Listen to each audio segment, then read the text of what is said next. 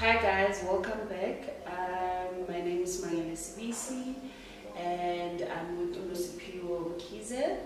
And I just want to put a disclaimer, guys. You can see the reason why I created these conversations was based on a personal experience as a child that went through or that witnessed gender-based violence. And also, these conversations can be really triggering. So please, if you watch them, if you listen to them, please bear in mind it can open up old wounds. And obviously, I am not a psychologist, she is not a psychologist, but we are talking about a personal experience and just unpacking how I feel about what I went through. And welcome back to episode 2. As Usmai has said, really, we really hope that these conversations really start to create conversations in your life and create spaces where you are starting to heal your journey and ready to become a better person and just have growth at the end of the day. And I think one of the things that we want to put out there, because we do know that the conversations that we're having can be triggering, and so yes, be aware of that as you start listening. But because we want to be a partner with you as you journey yourself into your healing space, Smai and I will be putting up on our pages details where you can reach out for psychologists, for counselors, crisis centers, for especially around the topics that we touch on. But I think it's very important that if you realize at some point while you're journeying with us through these episodes, if you realize that actually konke khona, that we have the resources on our pages available to you for you to reach out and find someone to talk to and who can walk with you from a clinical aspect of your healing journey. Cool, so jumping straight into episode 2. A recap really from the last episode, we got an overview of your life, we got an overview of who Usma was really as a 7-8-year-old, and you left us with a challenge that go and sit with your inner child. Go and see and listen to your inner child and see the wounds that are there, because that's really where a lot of our traumas are basically planted in our lives. And that's where you really start. Once you identify it, then you know how to actually move from there. So I guess then today we then move into the next phase of your life, which is being teenagers. And I think we're not that old. We all have, we can fully remember how we were as teenagers, the emotions we were going through, what was in our lives, and those are really formative years. They were really years where you decided, who am I? Yes, as the years progress, you refine it. Yes. But I think that's also when social influences come in, friends, family, and everything else also. Yes. So going back to my teenagehood, so this was between I think 13 and 19 years of age. Sure.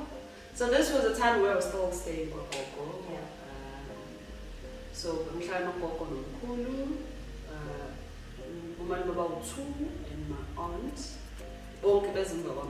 Ma is the first child. Okay. And things were okay. I think I was at the period where I had just stopped thinking about visiting Uma. Okay. It was like, as in, and I didn't like the sight of seeing Uma because most of the cases, Makuliwa, and she would have to be rushed to hospital and all of that.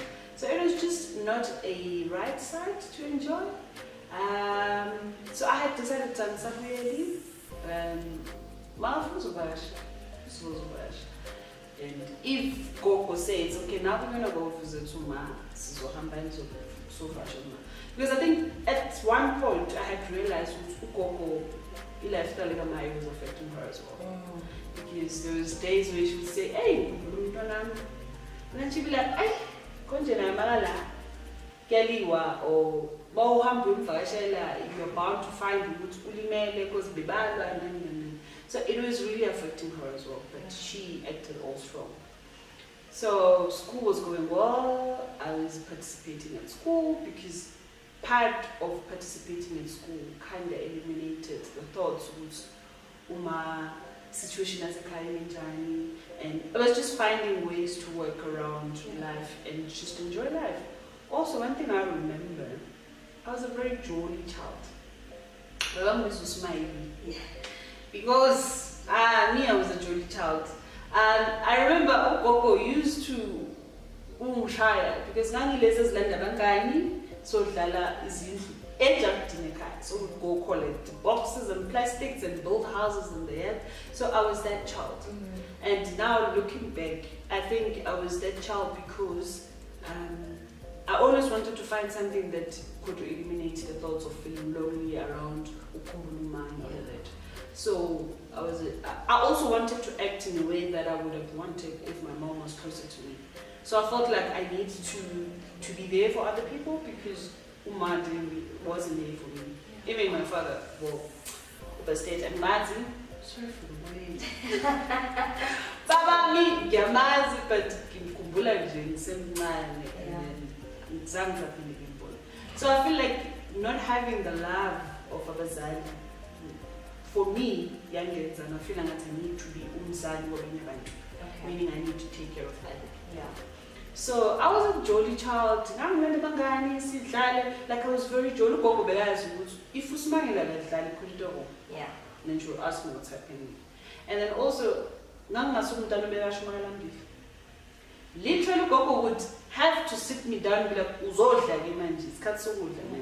so I was a child that was being happy, being happy. And I think also,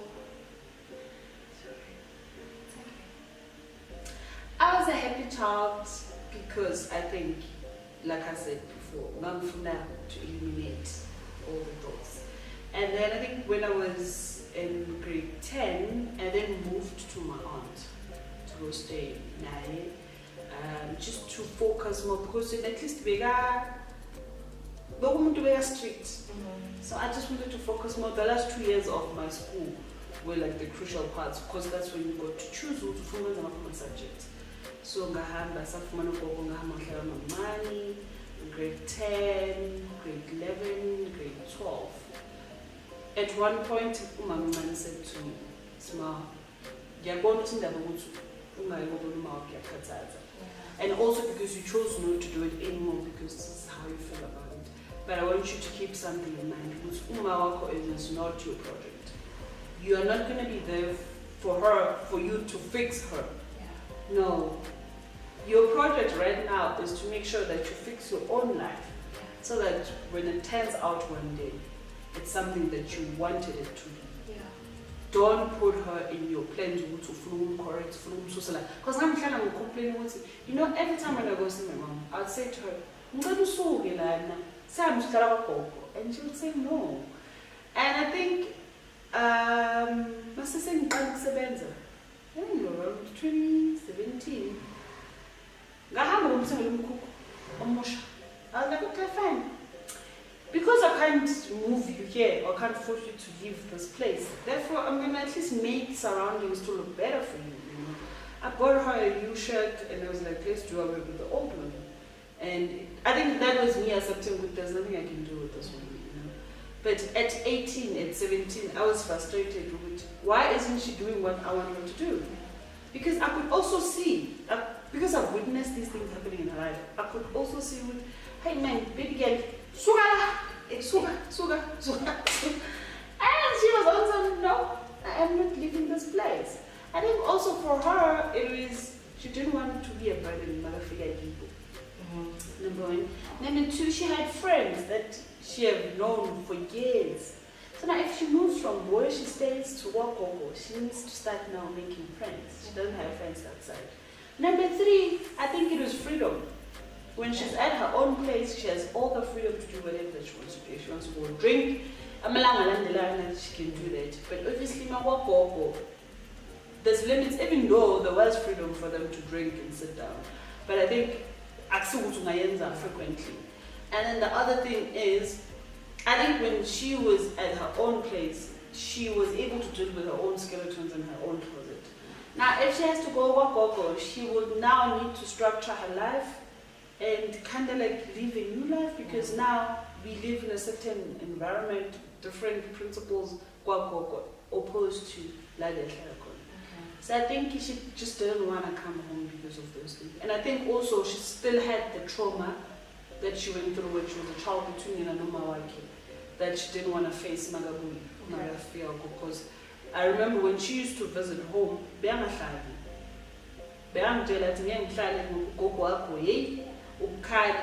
things like that. So it made me realize, Yeah. so she would just not budge initially. So me at 18, I was like, and I'm not going to be part of her life. But also I realized I was just upset, and I didn't want to do anything with her. Because sometimes she would call me and I'd get angry with, why is she calling me? And then but in a short period of time, just to okay, sharp. And then she would make these talks sometimes. The way you care for Gogo Wako, because mina mangifuna usizo olufana lolu gogo akalufuna, awungiphi mina, why? And at that moment I was like, hi wena, you didn't do nothing for me, why are you asking me for anything? And I think it was the phase where I love you was very hard for me to take from her. I remember I think towards my 20s, my 18s, and my 19s, because I finished school at 19. My 19, my 20s, she used to say, "Must call me for you at the time." Okay, bye bye. Because it was so weird. It was so weird. As said it was so weird because you'd expect me to respond as a daughter, but we didn't have a connection at all. And I think the older I grew, well, in my teenagehood, the older I grew, it's more I was drifting apart from her. I was just drifting away from her. And I remember even visiting her, sometimes my own Varashela, you feel an hour or two, and then I'm out. And I didn't understand the anger that I had, but and I didn't know because but also I'm like, there is no connection. There was no mother and daughter kind of a connection. And I think that's how my teenage years were. I was angry at her. I was, ngangafuna ukubona nje. Because of first that siyahamba zombona. I'm like, ngifuni. But yeah, there's a lot of things. As always, you say a lot. You said a lot. And which is fine also, because I think one of the things we don't realize with trauma is that it can steal our voice. And you find yourself mute. And not quite sure how to express yourself, where to start, where to begin. And I think the beautiful thing when you start the healing journey is let your voice start to actually, you can hear it in your ears, let it come out, let it say what it needs to say. And I think also don't be so focused on gizoti, just speak. And in that we'll figure it out. And in the many things of Uzesho, there are quite a number of things I want to touch on, and I want us to explore, and I want us to sit in them. Okay. And I think one of them is the first question which I have for you is that you say you have decided that I'll sit and I just want to know how did you get to that decision? Because last time you said you had this void in you, is kalasama, and you just wanted to be with your mom. And now we flip into now being a teenager, and I think one of the things about being a teenager is figuring yourself out and figuring and starting to be vocal about angithandi lento or ngiyayithanda lento, and wanting to be an individual and wanting to be seen, wanting to be heard. But I just want to know, when you made that decision, angeke ngisayiluma. How did that make you feel? Yo.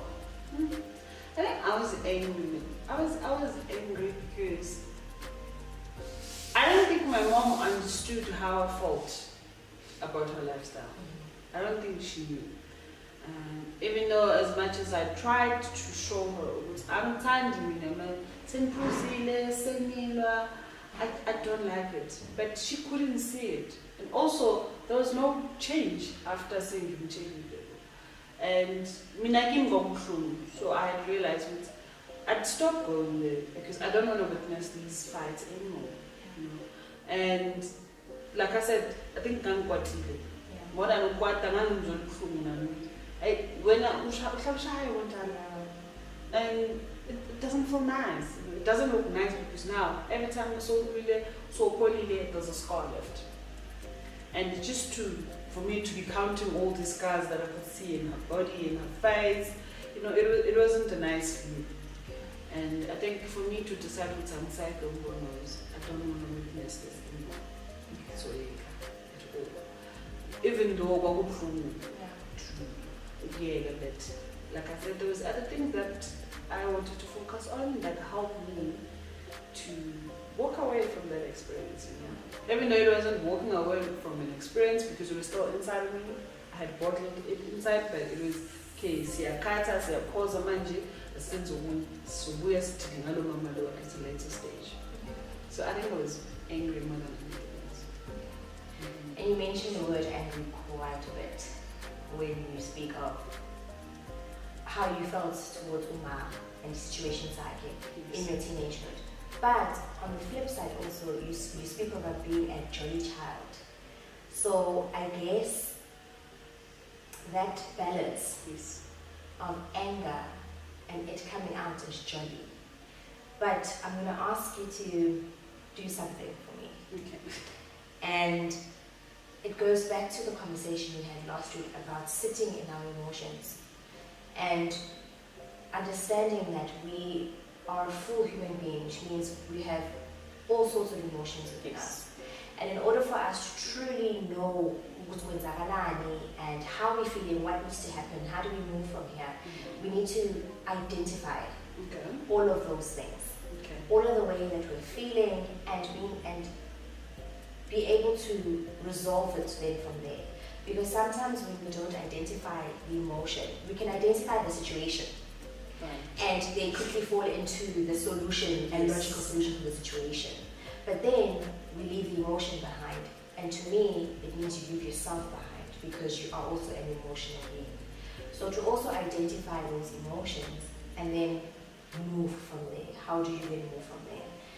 And one of the things that, and I want you to tell me what you think of this, this thought that I have, that when we express anger, it is the covering emotion to smaller ones in between. So there are other things that build towards it, and the expression that comes out is anger. So I want you to take a moment, even if you have to just sit and just close your eyes for a moment, and think to yourself, if I take the cover of anger off, what were the emotions that were the building blocks that had me then react in anger? When you think of Usma as a teenager and she's angry towards Uma, what actually was the true emotions under the anger?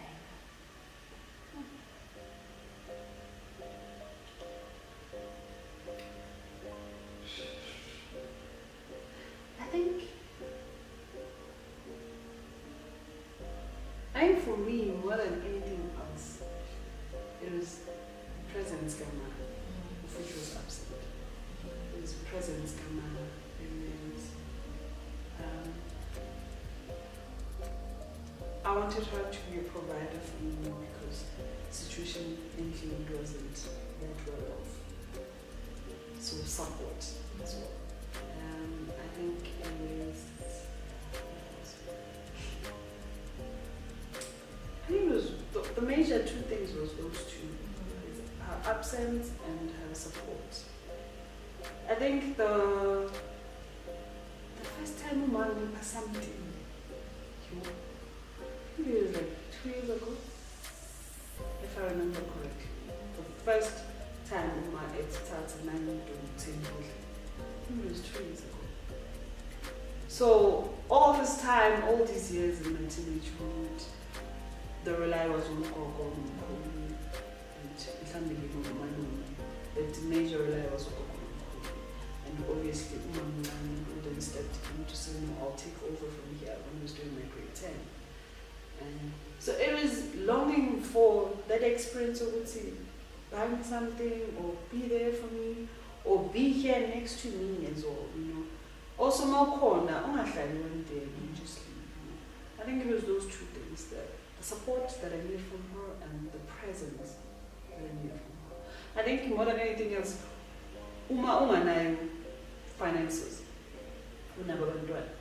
your presence can cover for a lot of things that they don't have or that you can't give to them. You being there for them physically, sitting down with them, explaining more season those things that are going bad, therefore you can't have much of them. Other than unga corner and then unga show up and then unga support. It's another thing. Because then it makes you question, why do I have a mother? Why are you here? And why is that someone else has to fold your shoes? For me, it is absence and support. That was hard off. So, and thank you for that. Thank you for sharing that. And what you shared with me, is what you needed from your mom, which was his support and was her presence. I still want to circle back on the emotions. Yes. What were you feeling when you think of Usma as a teenager? What were the emotions? So the two words you've used already as you're sharing is anger and joy.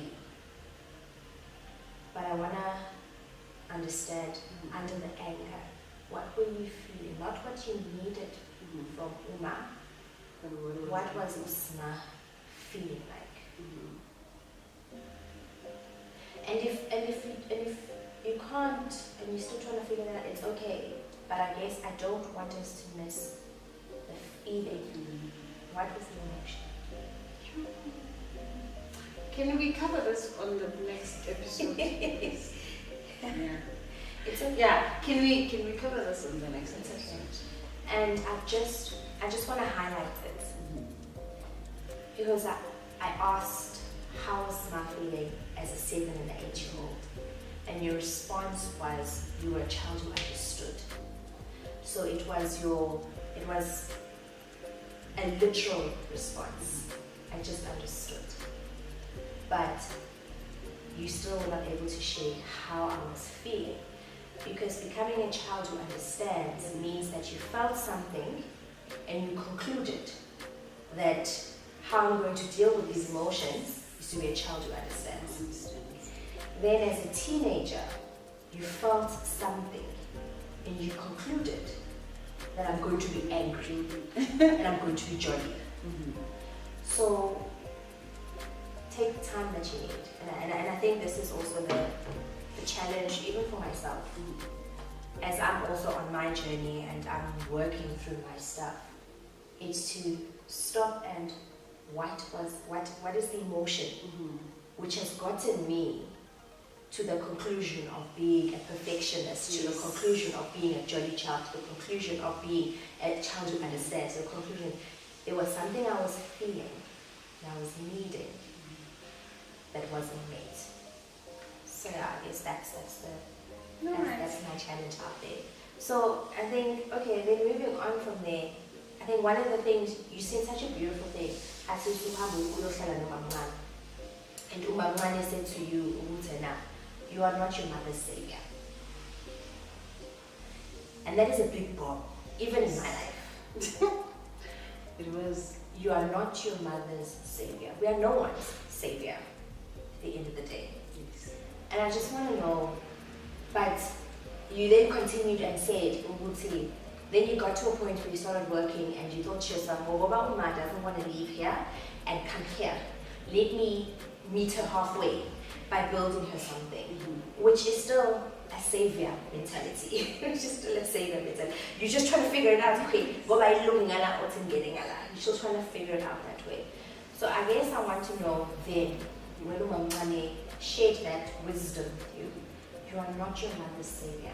And as children, we are not our parents' saviors. We are not here. Our parents are here to parent us, and we are here to be children. What did that make sense to you? Did it hit home? Did it not? What were you hearing when she was telling you that? It had a nerve, to tell the truth. I was like, when you come on to I want. Because I felt like she didn't understand how I was feeling at that point. I felt like she was saying to me, give up. Okay. That's how I felt. Because trust me, as much as I am not my mom's savior, but she is part of my life. And I think at some point I had decided to tell him, no mama,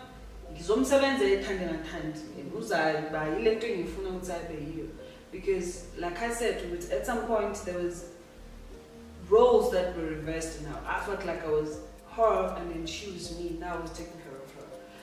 And me getting to a point where now I had switched roles, it was me working towards that.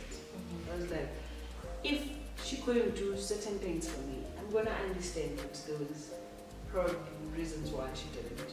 And probably there was reasons why Bianca won't support me on that. Because I'm going to my siblings and everything. So therefore I'm gonna work hard and then I'm gonna give her the things that she didn't have in her life.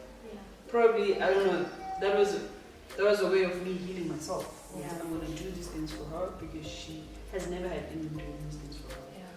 But my aunt dropping that bomb at me at 17, I was like, baby girl, I'll understand. I understand the pain you me, and you are talking from an experience from an outside. I was doing my parents and at first I took it in and I was like, okay, my mom accept project time. I very accept project time, and so I need to. But at the back of my mind, there was still that love that I had towards her. There was still that wanting to work on her that I still had at the back of my mind, And even though being but bungasabi as often. And mangifikile kuba ukuthi ngizokubona and then ngihambe. Because I felt like I still want her. I still want to see her. I still want us to talk. Even though ayikho connection, kodwa ngizoyifoster. I'm not just going to leave her like that. And also because I wasn't happy with the environment that she's in. I wasn't at all. Because the best I can do is just keep visiting her. And that's how I felt when my aunt dropped that quote on me.